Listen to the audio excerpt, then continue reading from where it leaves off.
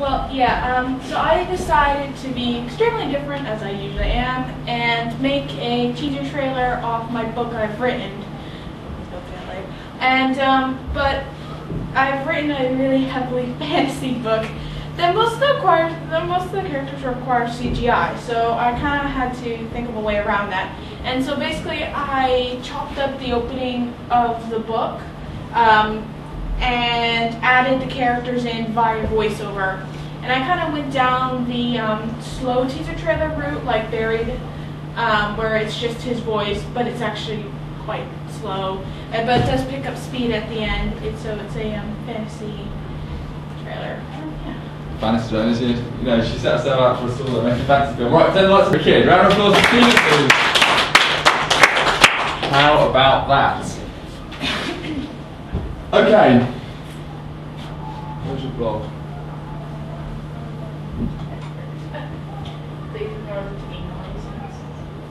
Okay. Alright, right Tina, before we look at your poster and everything else, let's talk about your teaser trailer.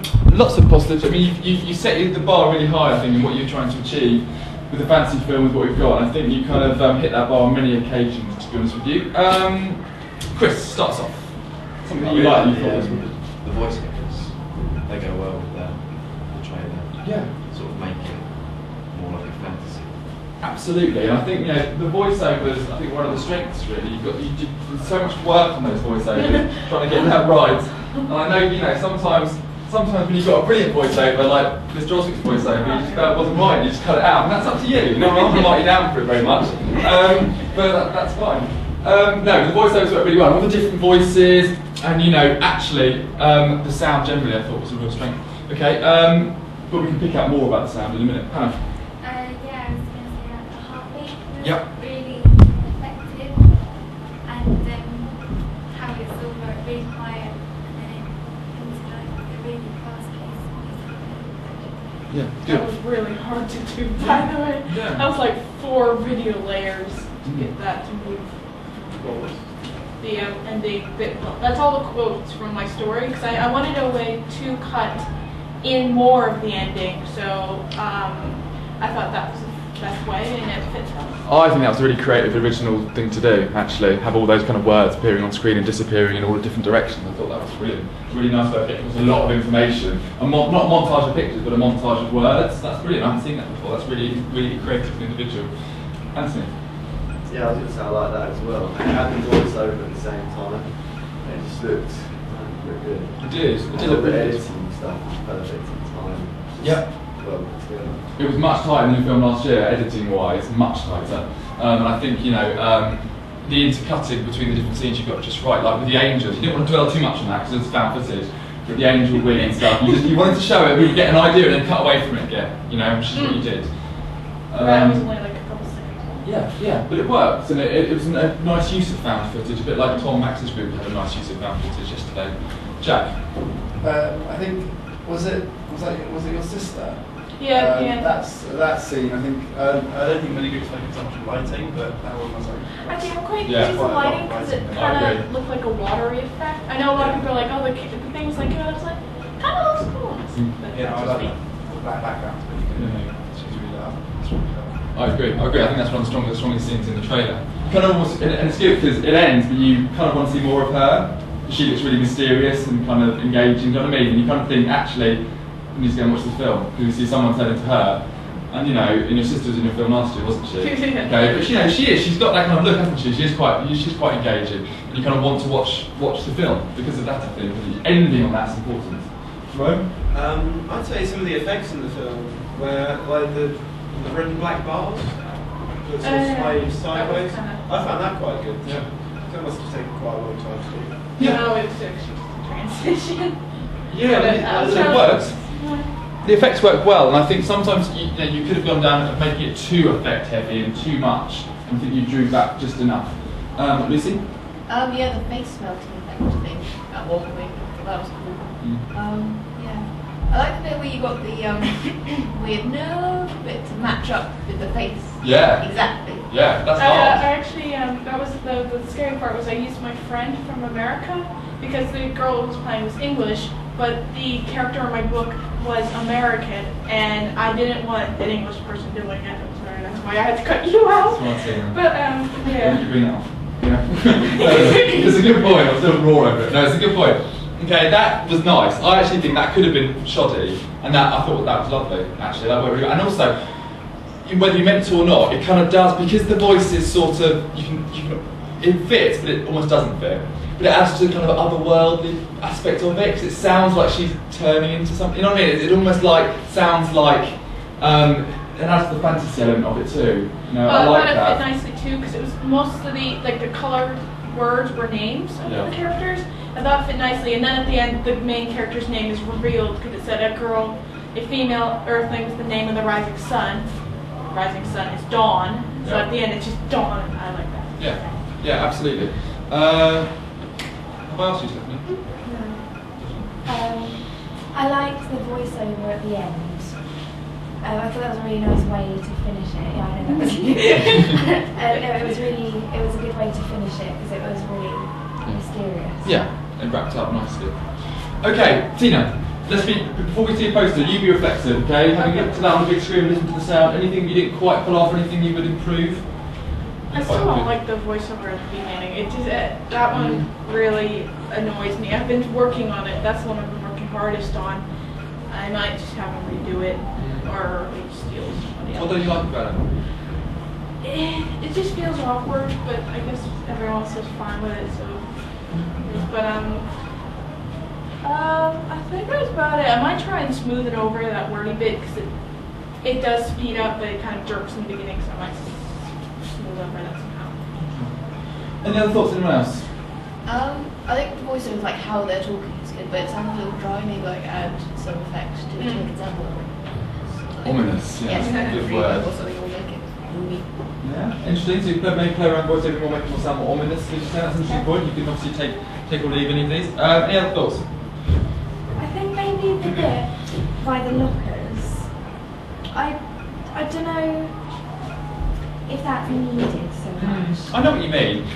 Yeah, go on. The other girl isn't in it after that. Well, she is actually. She's Elva. So it is slightly chopped up at the beginning. Basically, the story is her best.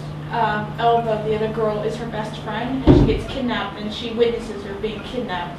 Okay. But that's kind of what she's seeing. That's why she screams. So she kind of is in later. In the film. Yeah, maybe kind of. make it a bit clearer. Okay. She'll be in it later. Maybe I can fade over. I think the footage, that footage, the school-based footage, I think you kind of, there's a possibility it might jar with the rest of it. But I guess, talk to me about that, because I think there's an element there where the footage just sort of seems like it might jar with more fantasy elements. But what did you think about that? The way it fits together. Do you know what I'm trying to say? Yeah, actually, the school footage I think fits fine because now again, this is people who've never read it, but of course, it's what you need to my explain. book, she is running across the school ground. Yeah. She's running. She sees smoke coming up from our house, and she's running across the school ground to find it. Although the hill bit wasn't there, but that is the location in my story. So yeah. It fits. Brilliant. Okay, good. And in your kind of explanation about things, it's important to point that out.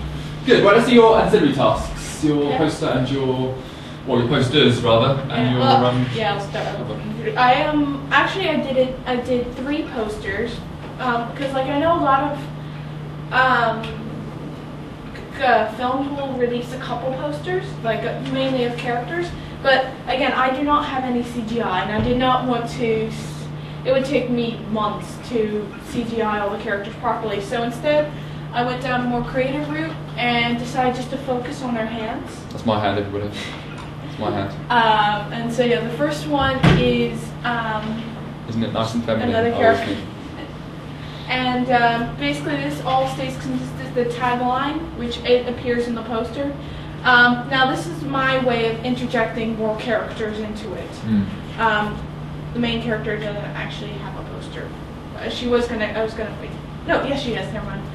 But this is one of because I have kind of a couple main characters, and this is the other one. He's supposed to be a futuristic type person.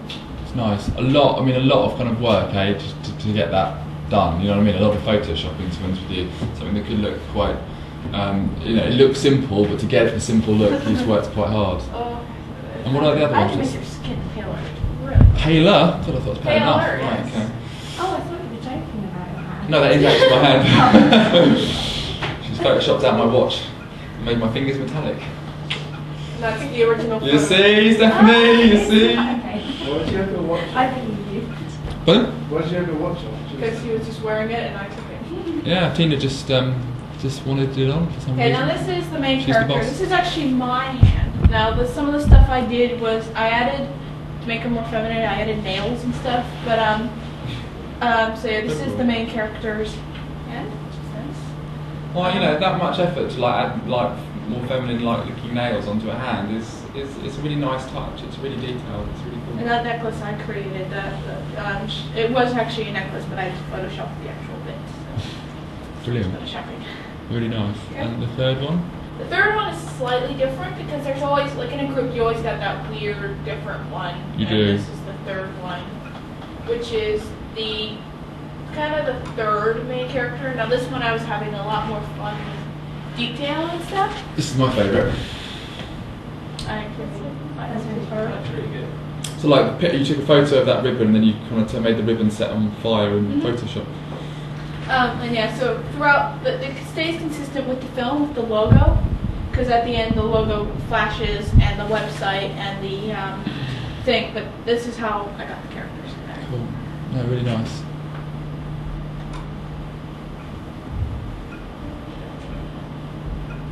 And you've got your film has kind of a logo, which is kind of a link between everything, isn't it? And that's that's a logo that you created as well, and that's nice. This is my magazine front cover. Now, originally I was going to have 5 posters, but I ran out of time, so this is actually was going to be number 4. But I thought it worked out well because I know, like, when Tron was first announced, the SFX poster was just a close-up of the bike. Yeah. So I thought this works out quite well as an introductory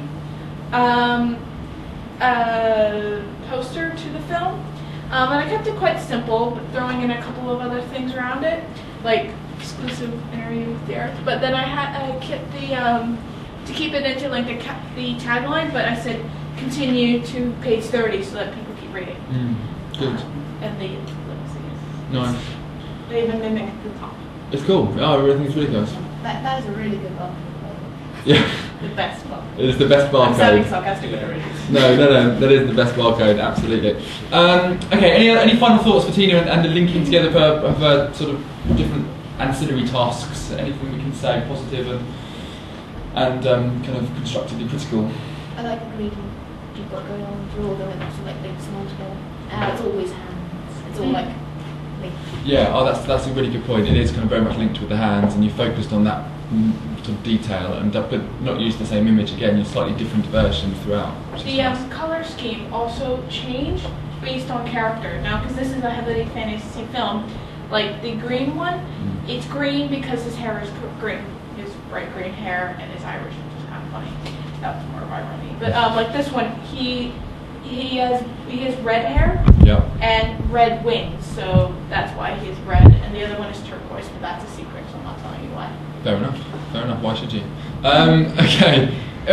What's difficult, I think, is some of us have made a teaser poster, teaser trailer, teaser poster, etc., and kind of not really worried about where the film's going to go, because we don't need to. But Tina already had an idea in her head, and then trying to get that, that's almost more difficult, I think. Because it's never going to be, you know what I mean, you're kind of always going to be trying to make that film, which is what you really want to do, and you've got to leave stuff out, you've got to refer to stuff, and that's a more frustrating creative process that you've had to go through. So, bearing all that in mind, I think you've done a really good job, actually. I think it made mine more unique because Yeah, I didn't have, it but does. it's kind of It's expected unique. of a fantasy film. It's like, yeah, most fantasy films don't have anything ready, so they will just do these little close-up shots, like the Tron one again with the bike, or just the close-up. The Tron one is him holding the ring.